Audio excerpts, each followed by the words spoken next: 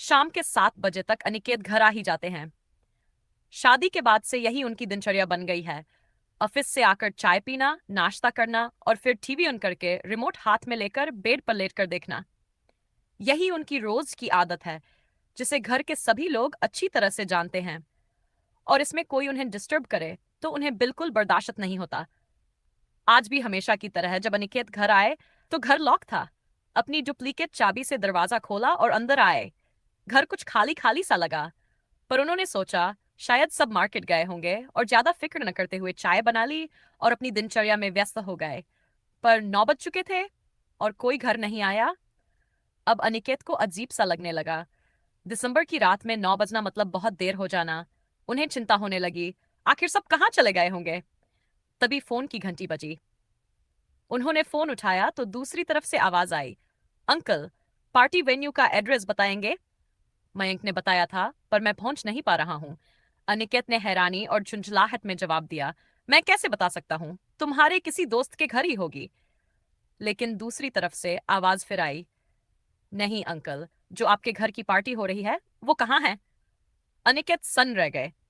गुस्से में फोन पटक दिया और मयंक को कॉल किया, पर कॉल कनेक्ट नहीं हुआ। फिर उन्होंने छोटे भाई सचिन को फोन किया और पूछा, तुम लोग कहाँ हो?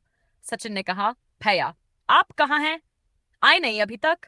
भाभी की बर्थडे पार्टी शगुन बैंक्वेट हॉल में हो रही है। ये सुनकर अनिकेत को जोर का झटका लगा। क्या, मेरे बिना पार्टी? वह जल्दी जल्दी हॉल पहुंचे। वहां का नजारा देखकर उनका गुस्सा 7वें आसमान पर था। पूरा हॉल सजाया हुआ था, मेहमान थे और टेबल पर केक रखा हुआ था। अनिकेत तेजी से मेरी तरफ बढ़े, पर तभी मयंक और सुनिधि आ गए। मयंक मुस्कुराते हुए बोले, अरे पापा आप, हमें लगा आप आराम करेंगे और यहाँ आकर अपना टाइम वेस्ट नहीं करेंगे। अनिकेत गुस्से से घूरते हुए बोले, मुझे किसी ने कुछ बताया तक नहीं, और तुम लोग यहाँ पार्टी कर रहे हो? मैं घर में अकेले पड़ा हूं और तुम सब एंजॉय कर रहे हो। तभी सुनिधि ने बोलना शुरू किया, पापा, आप और अकेले? नहीं तो टीवी तो ठीक चल रहा था। अकेलापन क्या होता है आपको पता भी है। माँ ने और हमने आपके साथ रहते हुए भी कितने साल अकेले बिताए हैं। बचपन से देखते हुए बड़े हुए हैं कि हर त्योहार पर आप हमें छोड़कर अपने दोस्तों या अपने घर चले जाते थे। उसने आगे कहा, माँ को तो फोन तक करने की इजाजत नहीं थी। कभी सोचा कि माँ का भी मन होता होगा। एक बार माँ बहुत बीमार थी और उन्हें उम्मीद थी कि शायद उस साल आप उनका जन्मदिन याद रखोगे, पर आपको तो याद तक नहीं रहा। इसलिए हमने आपसे कुछ नहीं कहा।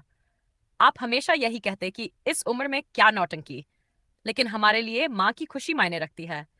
आज उनकी खुशियों के लिए ये सब किया। सुनिधि की बात सुनकर भावना फूट कर रो पड़ी, पर ये आंसू खुशी के थे। उन्हें लगा कि जो अस्तित्व अनिकेत के साथ खत्म हो गया था, वो आज उनके बच्चों की वजह से उनके जन्मदिन पर फिर से जीवित हो गया।